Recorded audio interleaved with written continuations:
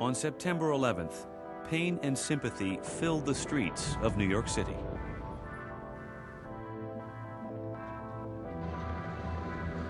By September 12th, the Fresh Kills landfill had been chosen as the site where small debris would be sorted. Fresh Kills, an enormous waste facility on Staten Island, sits across the New York harbor from Ground Zero. New York City Police and the FBI led the effort to save personal property and artifacts for museums, hoping to keep these memories alive with future generations. I think the lack of artifacts stands out to me quite a bit.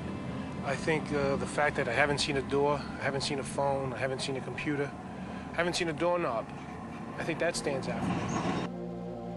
Every single piece of debris, having already been combed through at Ground Zero, went through 3 more passes under the careful eyes of officers and agents of the FBI and the NYPD.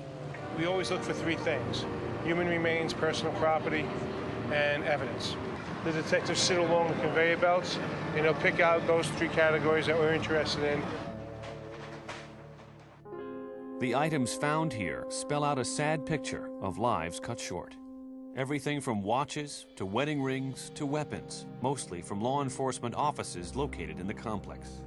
There's some $75,000 in cash and coin, and something seemingly disposable that survived in abundance. Probably the most resilient thing we've seen out here is the plastic ID card. For some reason, it survives over all other things. One of the most stunning symbols of the destruction of September 11th was the cemetery of pulverized fire and police vehicles. The numbers are staggering. 98 fire department vehicles, 144 police department vehicles. We lost 23 cops, so emergency service lost a good portion of them.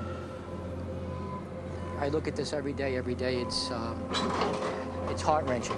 I'm glad to see it go to the museums. I'm glad to see it being preserved. Watching it go to the scrap hurts a little bit. It's like it's being destroyed after it was destroyed. We feel very strongly that this stuff should be shared with the public because it did affect the public so greatly. In the face of all the human lives violently cut short that day, somehow the objects that survive take on a strange and poignant significance. These are the things that tell the tales of survival and loss.